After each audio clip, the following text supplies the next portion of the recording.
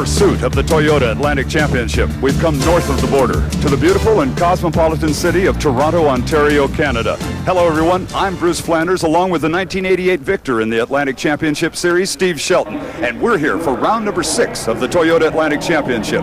At the beginning of the season, Steve, in Long Beach, California, you predicted that Claude Bourbonais and Brian Till would be 2 tough customers. Well, that's right. Till and Bourbonais have been trading the advantage back and forth all year long.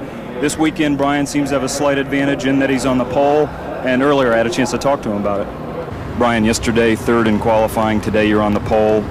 Picked up a 1.5 seconds. You must have found something with the car.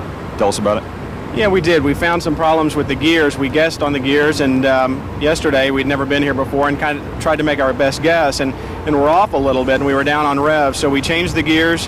The handling of the car yesterday was fine. It was just a matter of trying to get the right amount of horsepower to the ground coming out of the corners. Last race at the Glen, you were on pole, and Bourbonais got by you on the start. Any plans to protect that position going in? Well, I think one of the problems that I've had all year long is I'm learning about the car every race and not being real accustomed to it. And at the fact at Watkins Glen it was raining in turn 1, I wasn't willing to push it just quite as hard as Claude was, and made the mistakes of getting on the brakes too early going down there, thinking it might be a little slick. I won't make that mistake here. Good luck. Thank you. Another one of the more interesting stories this weekend is the gentleman who qualified on the outside of the front row. In fact, a solid qualifying performance by Pottstown, Pennsylvania's Freddy Rhemrev, and Steve spoke with him. Fred, 2 races ago we saw you in a horrific accident at Montreal. Today you share the front row with Brian Till. How are you feeling? Well, I broke a bunch of ribs. In the last race I was pretty weak. This race I'm getting my strength back slowly. Just got to be patient. What's the strategy for this particular race here? Well, Till and Bourbonais are in their own personal battle for the championship, and I'm just going to try to drive my own race. Good luck today. Thanks. In addition to those stories, there are a couple of other really fast guys we're going to have to keep our eye on this weekend. Well, I'm going to keep my eye on Jason Holhouse. He's a young man from Toronto. He's got some speed there, and he's in the 4th position. Right behind him, lined up probably the best street racer in the business, the 1987 champion, Johnny O'Connell. Should be some fun. All right, well, this is going to be a good one. Round 6 of the Toyota Atlantic Championship coming up. But today, the focus of attention is in Toronto, Canada, as the cars move to the grid for the Toronto round of the Toyota Atlantic Championship. Today's race is brought to you by your Toyota dealers and their quality line of cars and trucks. Toyota, I love what you do for me. And by Quaker State, the Big Q is one tough motor oil.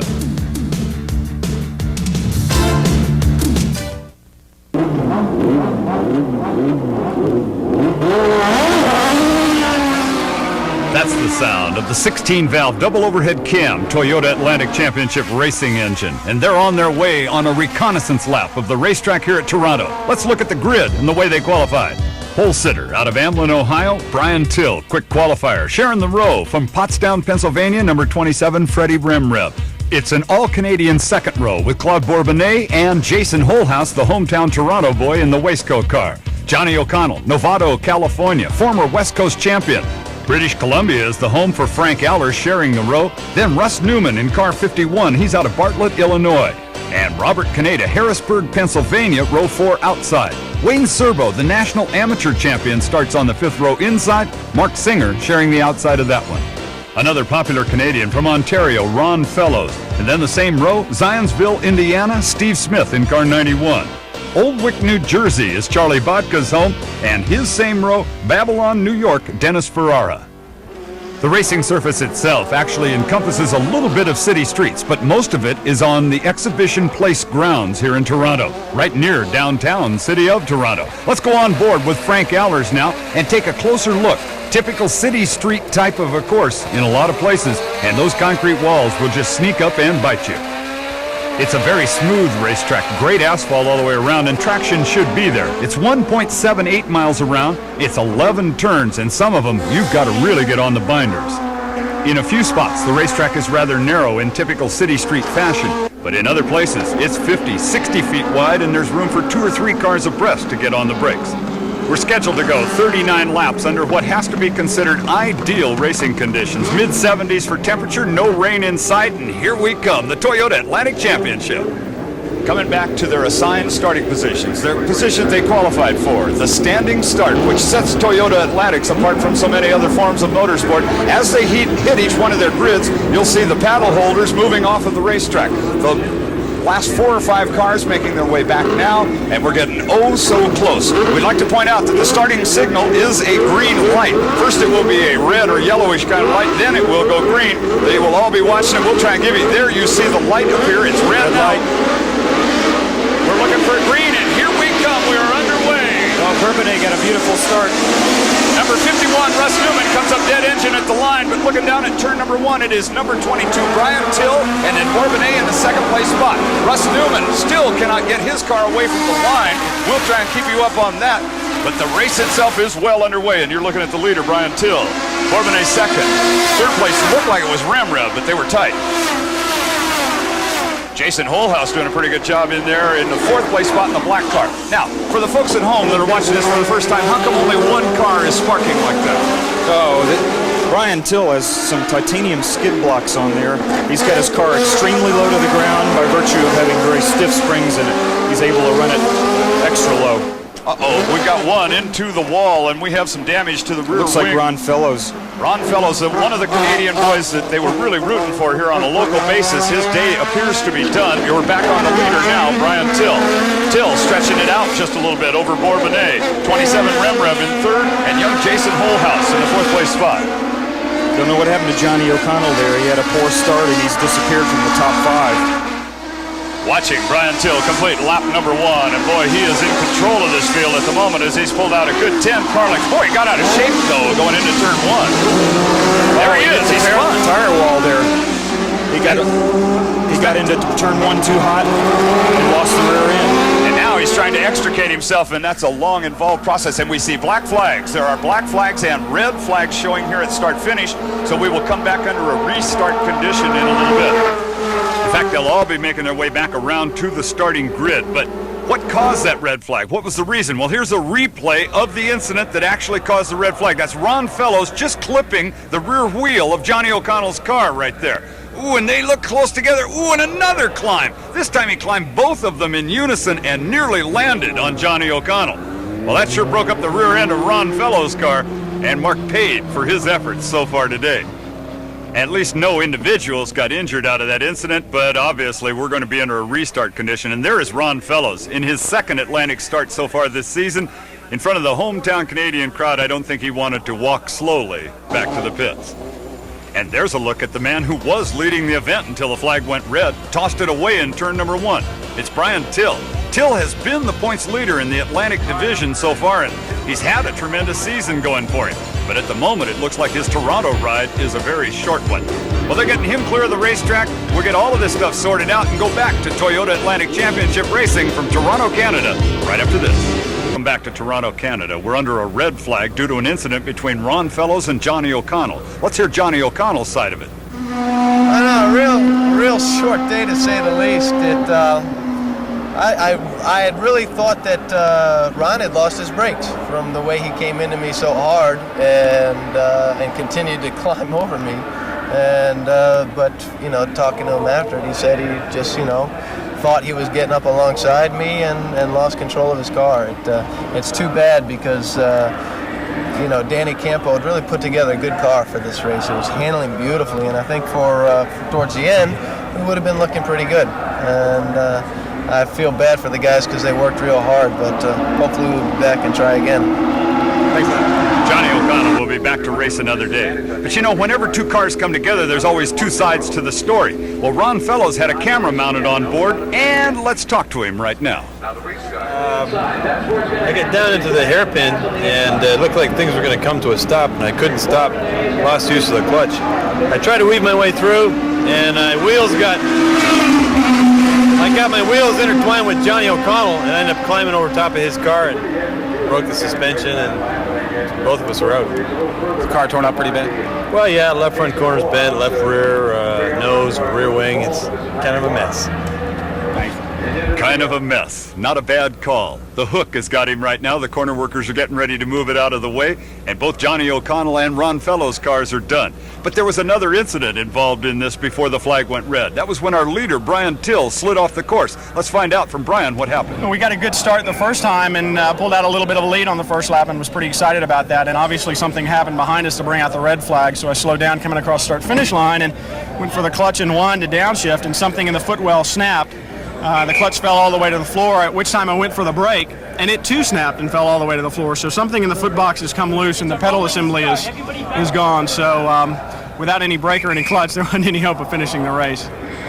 Well, without any brakes or clutch, turn one would seem like a thrilling place to come into at about 85 or 90 miles an hour. It's been tough on him so far. Short day for Charlie Vodka. He never got it off of the starting line. O'Connell and Fellows tangled together. Until went out all by himself. We just visited with him. Well, 4 of them are done. The rest of them are ready to go racing after this. Welcome back to Toronto, Canada. I'm Bruce Flanders, along with Steve Shelton, and those guys are the Toyota Atlantic Championship racers. Technically, 1 lap has been completed and scored, so we're in a restart order. Bourbonais, Rhemrev, Holhouse, Allers, Canada, Smith, Singer, Servo, Ferrara, Newman are the ones that are left and ready to do battle. They're under control of the pace car and warming back up.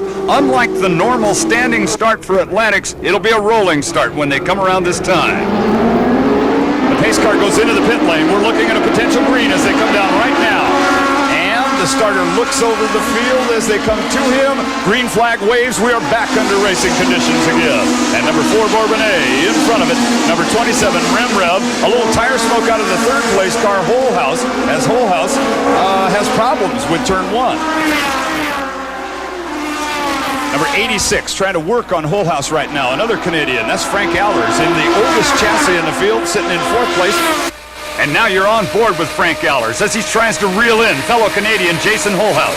Frank Allers doing a heck of a job with this 5-year-old chassis here. A remarkable guy. Number 86, that's Allers, holding down the 4th place position. Back on the leader, Bourbonais in the red, number 4, then 27, Rhemrev. 49 is the young Holhouse, and Allers there as he goes through the corner. What we have up front is 2 Reynard chassis, followed by a Swift, followed by a Ralt, followed by another Swift. That is 3rd place, Holhouse. 4th place is Allers, the number 86. And at the moment, they're the better battle on the racetrack as you look at 7th, 8th, 9th, and 10th going underneath you. Picking up the leader, the red car of Bourbonais as he approaches start-finish line once again. And Bourbonais crosses the stripe with maybe a half a second. It's a short half a second over number 27, Potsdam, Pennsylvania's Freddy Rhemrev. By the time they hit this start-finish line, they're doing roughly 110 miles an hour. The leading cars are probably max out at the end, turn 1 at 140. But right here this is the fastest portion we're watching, right? That's peak velocity for these cars here at this circuit, probably somewhere between 140 and 50 miles an hour. Quite fast. Ooh, a lot of tire smoke out of number 12, Mark and the Singer. number 12 car, Mark Singer. Right behind him is Steve Smith, trying to keep the pressure on him. He gave away some time there. Dr. Bob Canada, the orthopedic surgeon in car number 37, sitting 5th on the racetrack and trying to get around Holhouse. Actually 4th on the racetrack trying for Holhouse. There's Singer, the number 12 car, and behind him Wayne Servo. Servo has gotten around Steve Smith, and more tire smoke out of Singer. He's having some trouble with those front brakes there. It appears as though he's got the brake balance more towards the front than it needs to be. The leaders come by and complete another lap on us as we're watching that battle. If you're having a brake imbalance like that, you just go ahead and fight it for the rest of the way? No, it'll be interesting to see. I was about to say that if Mark is doing his homework there, he'll try to dial some of that front brake balance out to the rear where he won't have that problem later in the race. However, he may have flat spotted some tires by this time. He's done that a couple of times. Reynard chassis a pair out in front of it.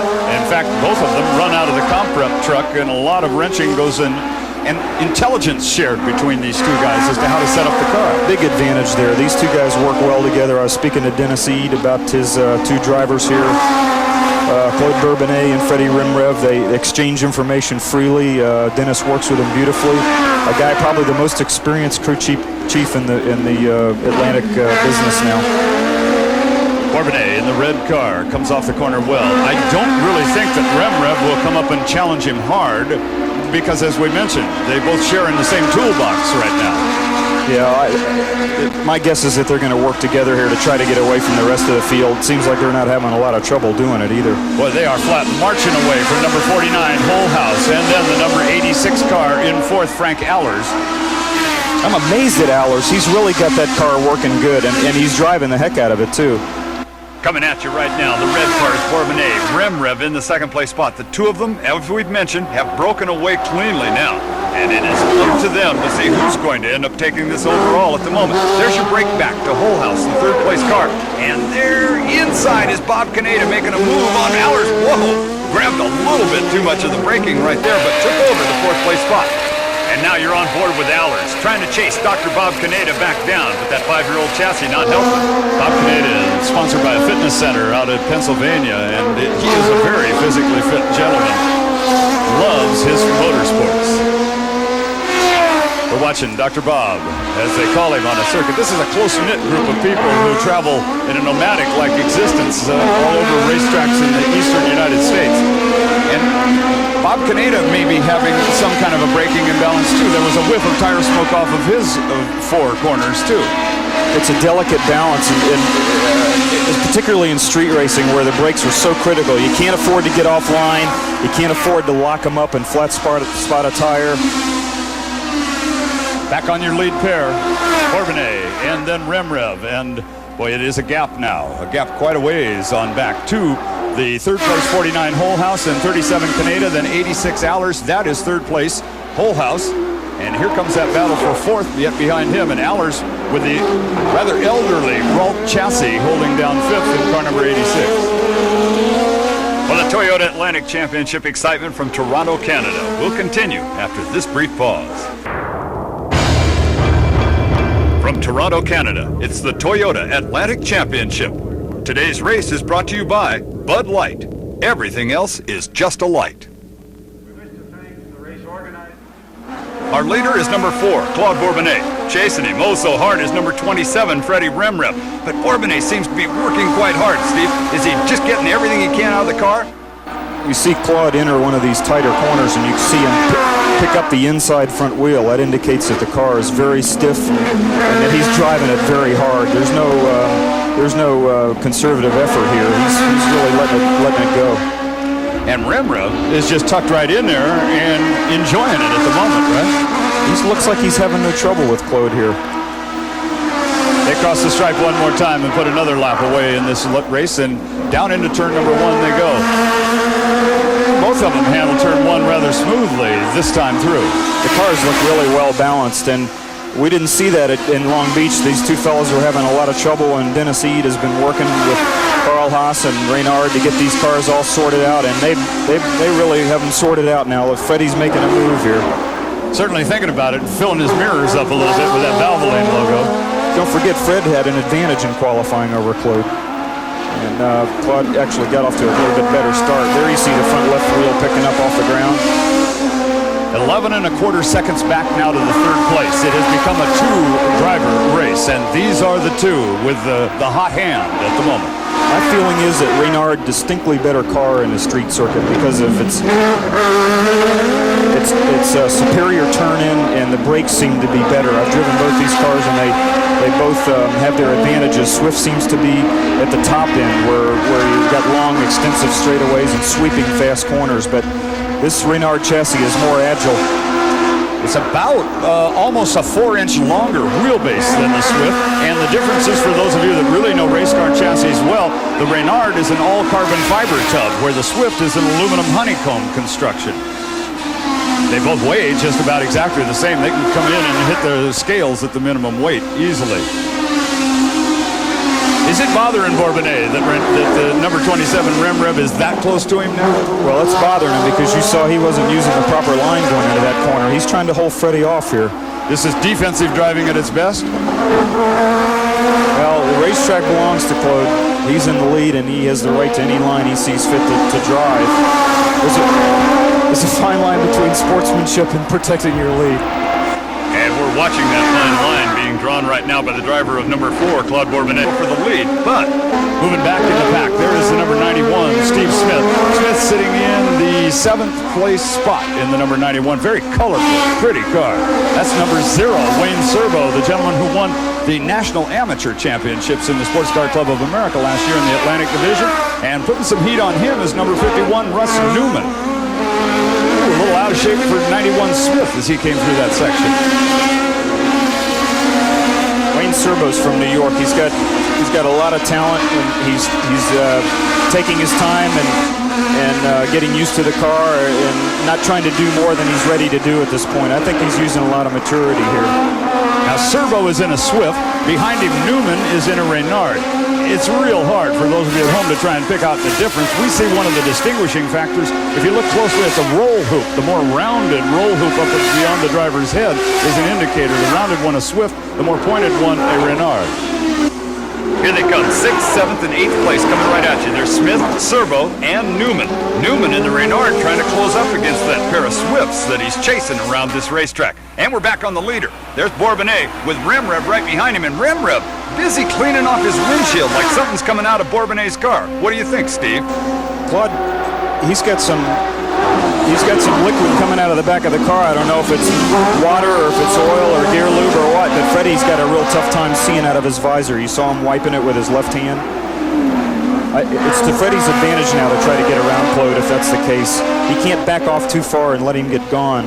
So even though we can't see any fluids coming out of the car, that's the indication. When he was cleaning that face shield, we know that there might be something coming off of the number 4. Well, I'm worried for Claude now because you see his rear wheels every once in a while. He gets a little loose under braking in the rear, and I'm wondering if something's spilling out of the radiators there and getting on the rear wheels. That's a real possibility. Keep in mind, Bourbonais won 2. Freddy Rhemrev has won no races so far, although he's led a couple. He has not won one, and he's ready. He told me when I talked to him yesterday, he really wants to win this one. Last time around, the lap of 108.51, the mile per hour, 93.5. So they're stepping up. They've picked up another mile an hour and change in this last lap around. 1.78 mile circuit, and they won't hit traffic for a while, even as quick as they are going. Those back marker guys in the same equal Toyota engines, able to keep out of their way. The Toyota Atlantic Championship from Toronto continues right after this. Welcome back to Toronto, Canada for the Toyota Atlantic Championship, where there's a couple of hardcore racing fans enjoying the action. Here come the leaders back at you. Bourbonais still in front and Rhemrev second. But let's look at the whole leaderboard and see where they sit. Bourbonais, Rhemrev, 3rd place is Whole House. 4th place is Dr. Bob. Robert Caneda. Frank Allers is in the 5th place position with 13 out of 40 laps done. But that's not the whole story. Here's 6th through 10th. Mark Singer, good solid ride at 6th. Steve Smith, Wayne Serbo, Russ Newman, and then Dennis Ferrara rounding out the top 10. As we look back, here come the leaders at you once again. Claude Bourbonais in that Reynard. Chasing him, another Reynard chassis, and it's Rhemrev still in pursuit. But Steve Shelton, I've accused Bourbonais of leaking. You've looked at the car. Is it leaking? I'm wondering if Claude has a little water coming out of those radiators getting on the rear wheels. You don't see Freddie all out of shape like that. Okay, well, we'll keep an eye on it. Steve Shelton, our racing expert up here with us, a former champion in this division, watching as close as he... off into one of the run-out areas goes the Waistcoat car, number 49, Jason Holhouse. And apparently a mechanical failure because the car looks intact. That puts Dr. Bob Caneda in 3rd spot. Heck of a way for young Holhouse's day to end. Boy, he was on his way to a victory stand position at the moment. It's number 4 in front, the Reynard of Bourbonais, number 27, the Reynard of Rhemrev in 2nd, and we're expecting number 37, Caneda, to come across the line. There is a look at number 37. He has now inherited the 3rd place spot. He's actually picked up 5 positions now. He started 8th, and he's really... I believe if we put a clock on Bob, you'll find that he's going faster than he did all weekend. And the Cinderella story of this is back in the 4th place spot, or now has inherited the 4th place spot. That's number 86, Frank Allers, who has only had a couple of Atlantic starts this year. Boy, he's showing well in that older chassis. You know, if we have any more attrition up front, Frank will find himself on the podium this weekend. That would really be some kind of accomplishment for this guy. There is your 4th place, Frank Allers, that we've discussed several times with the Keen logo showing on the side. Driving a excited pace, it looks like, at the moment. Not doing all the twitching around that we're seeing out of our leader, Bourbonais, when we follow him. Again, looking at the fourth place car, back on the leaders right now. Here, ooh, rear end hangs out there. A 93.8 mile an hour lap, one of the fastest laps of the race, but he's hanging it out. They're burning off some fuel, and the tires are really hot now. And Mr. Bourbonais is getting pushed considerably by Mr. Rhemrev here. I think you're going to see Freddie pull up on him and try to make a move before too long. You see him gaining a little ground under braking there. Put us in a position of one of these cars getting lighter as the fuel burns away. What does the car do differently? Well, it's not as hard to stop it. You can certainly go deeper into the corners. There's not as much weight mass to try to slow down. And the cars get, actually get a little twitchier. We're coming close to the halfway point in the event itself, and it looks as though Rhemrev has picked back up some of that distance as we go to a little further back in the pack. That's number 91, Steve Smith, number 0, Wayne Servo, and right behind Wayne, in fact, breathing up his exhaust tip right now, is 51, Russ Newman. Russ was one of the pioneers in getting this Reynard chassis developed here in North America. He's got himself some sponsorship from Kieran Beer, and I think Russ is one of the great guys in Formula Atlantic racing right now. Steve Smith, that 91 car that went away, the lead of that 3-car group. That car wins every time there's a beauty contest. Servo lights up the tires. Newman almost got a chance to get it in there, too. Before the race, I talked to Russ Newman about the camaraderie that exists. In fact, it's like coming to a picnic at one of these events. Some say that. We have a nice camaraderie among us. We all appreciate each other. We know each other. And believe me, though, we're still as competitive. When we get on the track, it's go for it. Newman is about done following him. He wants to go after that national amateur champion and put him away. Uh-oh, Steve Smith with a problem off the corner. Oh. Almost ended up a bigger problem, too. Absolutely. He looked like he'd missed a shift there and lost momentum. Now he's back on the pace again. Boy, but he almost collected Russ Newman coming through there. Russ was given no quarter, though. That is your lead battle from the high angle as they come to start-finish line. Number 4, Bourbonais, and Rhemrev just right there. Still less than a half a second now between them as they come through turn 1. Now, every driver would differ from this point on this point of view, but my feeling is it's easier to follow than it is to lead in a race. Oh, was that Mark Singer up against the wall? I think that might be Singer. From this angle, it is definitely hard to make a positive identification. Yeah, whoever climbs out of that car is done. He tagged the right rear corner of that. I don't know what corner that is, but he sure got into it. And he appeared like he was in the racing line, like we might be looking at a potential yellow. We'll go back. I think we are. You're on the lead battle. And Rhemrev is right there. Be interesting to see what they do here, but that car is really disabled. They're not going to be able to drag that off. They're going to have to lift that off. I almost guarantee you a yellow here. Well, we're watching. The flag stand is directly across from our announce position, and the flag man has not gone for the yellow flag, so they may just be throwing an individual one for each corner. And we're watching that lead battle coming to the stripe. Still no yellow flag ready to come out, so they're going to continue racing. Claude locked up the right front, giving Freddie a wide open door. He took it too. Look at him. Slipped right inside there. A pass for the lead, and Freddy Rhemrev marches out to hold down the lead position as we're just about exactly at the halfway point in the event. Now you're going to find out how good a leader Freddy Rhemrev is with his teammate right on his tail there. Yep, he's using all the road. He also looks like he's looking in the mirrors a lot too. Yeah, he is. You don't need to drive with your mirrors when you're leading a race like that. Let's go back and take a look at the replay. This is turn 1, and that's the right front smoking hard on Bourbonais as Rhemrev sees the opportunity and seizes it. Claude is not going to let Freddie get away, I'm sure of that. High angle, still the same race as Rhemrev stretches out about 4, maybe 5 car lengths there. We go back into the pack once again, and Russ Newman still working on the back of Wayne Servo. Servo now holding down the 5th place position in the 0 car. Number 51 Newman is 6th, and 91 Steve Smith after that missed gear change 7th. Let's take a look right now at the top 5 as they sit. Rhemrev, Bourbonais, Canada, Allers, and Servo with 22 of the 40 laps down. And we're returning to Toronto. Welcome back to beautiful Toronto, Ontario, Canada, the site of the Toyota Atlantic Championship round. And it has been a good drive so far for number 27, Freddy Rhemrev, who took over the lead from number 4, Claude Bourbonais. These two have been going at each other, hammer and tongs, Steve. Freddie has not won, although he has finished second once and third twice. Bourbonais has 2 wins to his credit. Now we're seeing that's Frank Allers, number 86. Right behind him is number 0, Wayne Servo, and number 51 is Russ Newman. That is the battle for 4th place, which is shaping up into a 3-car battle for 4th. And here comes Wayne Servo. Servo's going to catch him and pass him. I think Frank's maybe having a problem here. Frank Allers in the older Ralt chassis. Yeah, I got a feeling you're right. Not making as much horsepower as he was earlier. No, it looks like he is down on power now because it looks like Russ Newman's going to go by him there too. And Newman thinking about going under Servo or not. Oh my. Pretty busy corner. What a shame for Frank. He was doing such a heck of a job. So now the number 0 car has taken over the 4th place position, and number 51, Newman, has moved into 5th as they once again go by Singer's car, the dead player sitting on the surface itself. There's number 27, Rhemrev, trying to stretch his advantage. Fred wants a lead here. He wants to build this lead. He's not waiting until the last lap to decide this thing. He wants to decide it now.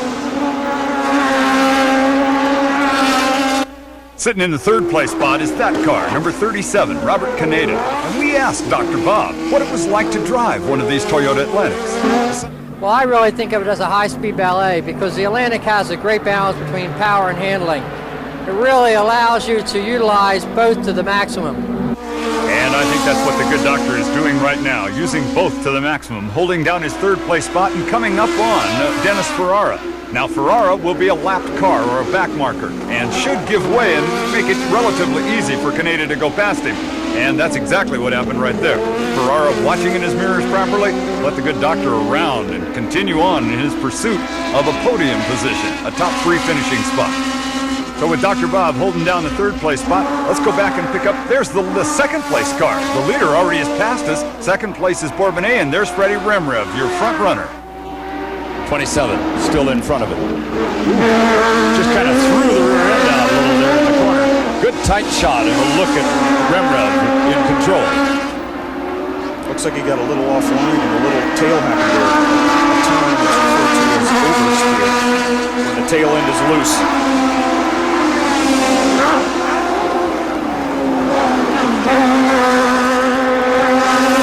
Well, you're right. He wasn't 6 inches away from that wall on his driver's left as he came through turn 1. He's using all the road. I mean, that's an indication these guys are really driving as hard as they can drive.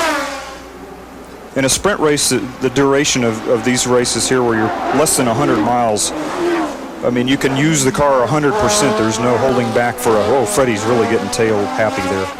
Now, do we think that the racetrack is getting a little slicker, or is it the car lighter? It could be somebody laying down a little moisture there, but Fred is not following Claude anymore. He has a clear track, so it'd have to be somebody, in one of the cars that he's getting ready to lap here, maybe. Fred is actually, he may be just driving it hard. If it feels good, do it, right? That's exactly right. That's back at the battle now between number 0, Wayne Servo, and number 51, Russ Newman. As we've got 28 laps or so in the books, that's the battle for the 4th place position. And Russ Newman, whom I've accused several times of wanting by Wayne Servo, may be taking a serious look at him once again. Russ has done it. Well, he thought about it, but I think Wayne would have taken his front end off if he didn't get it further in there. He's got to do a little bit better job of making his presence known in the inside of that corner there. Back on Bourbonais, closing heavily on Rhemrev in the race for the lead. Well, he's right on his gearbox now. Freddie knows he's back there too. You can see him glance in his rearview mirror. Fred's got some oversteer now. His tires in the rear may be giving up a little of the ghost here. Reminds you, there is no tire war in this division. It's Yokohamas on every one of the cars. In fact, the same compound Yokohama. So if one starts to go away more than the other, it's due to chassis setup, I suspect. Well, just a couple of laps left, and this one-on-one battle has stayed that way. These are the only two drivers that have effectively led the race, well, except for Brian Till on the very first lap. 27, Rhemrev coming back at you, and Bourbonais, who just won't give it up in front of the home Canadian audience. Well, let's look at the leaderboard. Rhemrev, Bourbonais, Kaneda, Servo, and Newman, and there's more from Toronto. Bunch of oversteer here. I don't know what's happened to Claude's car. It's very loose in the rear.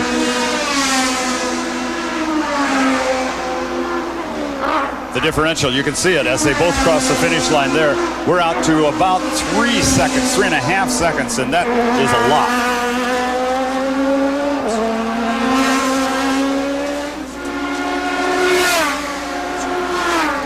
Rhemrev coming through the pack. He's coming up on number 91, Steve Smith again. And Smith has been motoring pretty well. The difference there quite visible back to Bourbonais. You see Freddie sawing the wheel back and forth like that. His car's not sticking as good as he'd like it to. He's having to work hard today. Third place driver in your screen right now. That's 37, Bob Kaneda, who has been quietly and efficiently going about his job. And Kaneda will end up on the victory podium before this day is done if he continues. The leader passes number 91, Steve Smith, and puts him down 1 lap.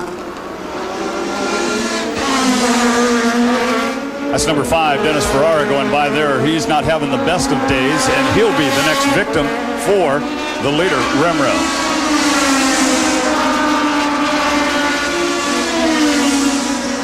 Here comes Freddie to the stripe.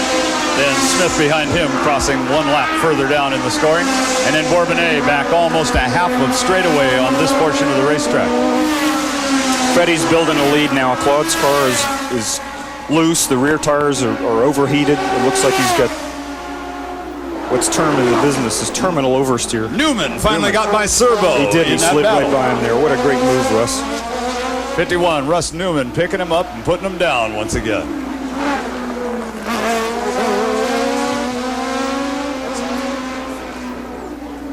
51, Russ Newman in your picture right now, turning in a very smooth, consistent performance. And one other thing has entered into the computations at this point in the day, due to the fact that it's a busy weekend and a lot of tires went there on the Servo. They told us that there might be a time limit on this race, and it may not go the full distance as far as the 40 laps. It's a busy weekend with Indy cars and Camaros and all kinds of things on this racetrack, and it was only so much time that the promoters and organizers could devote to the Toyota Atlantic Championship.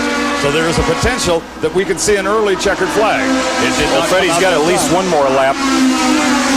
When do you start celebrating if you're Freddy Rhemrev? You don't until the checkered flag is passed over your head. There's been more than one instances where cars have broken 100 yards before the finish line there.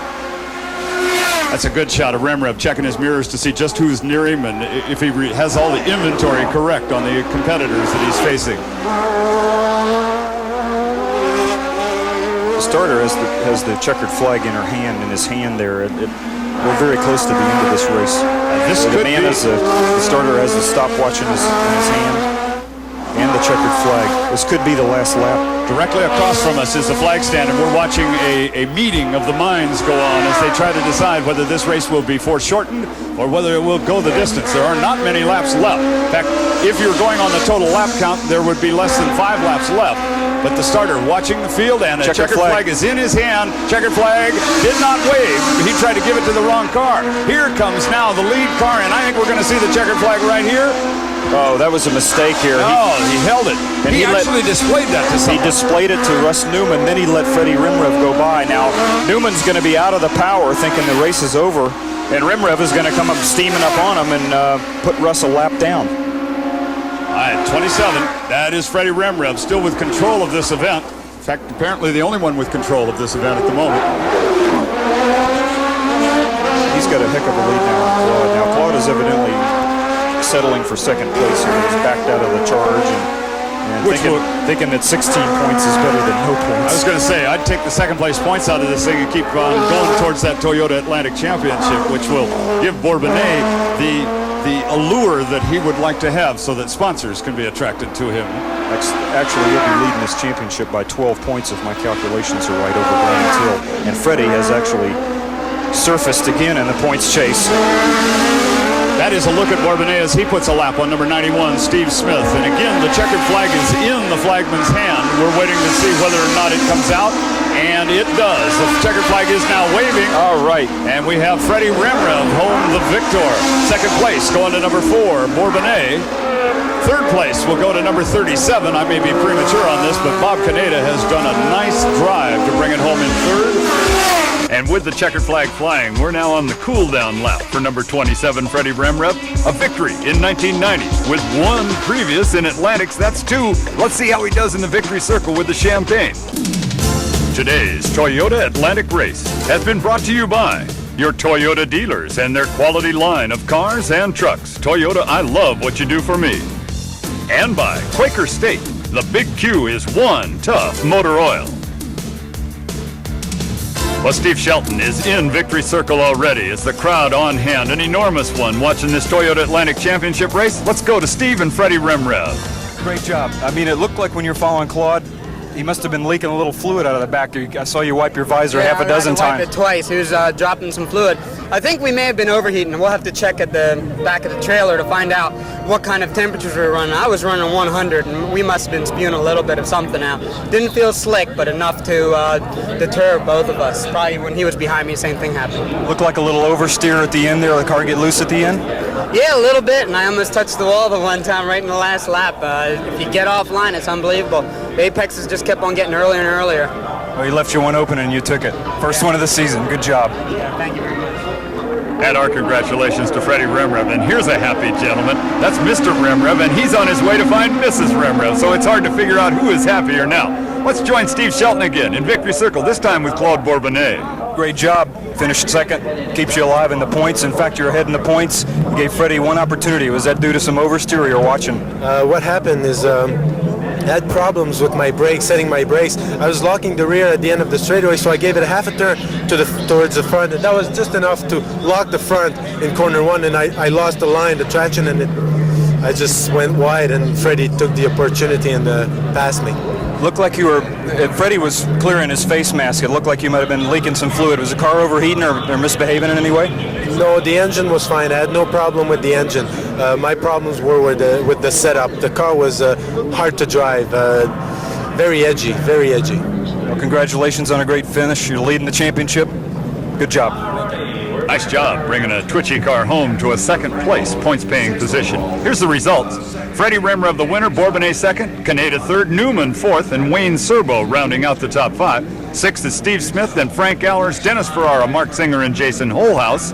11th on back looks this way. Brian Till, Johnny O'Connell, Ron Fellows, and Charlie Vodka. Now let's rejoin Steve Shelton down in the victory circle area with a happy third place. Thank you. Bob, terrific ride. I mean, you went from 8th to 3rd, made the podium. Must feel great.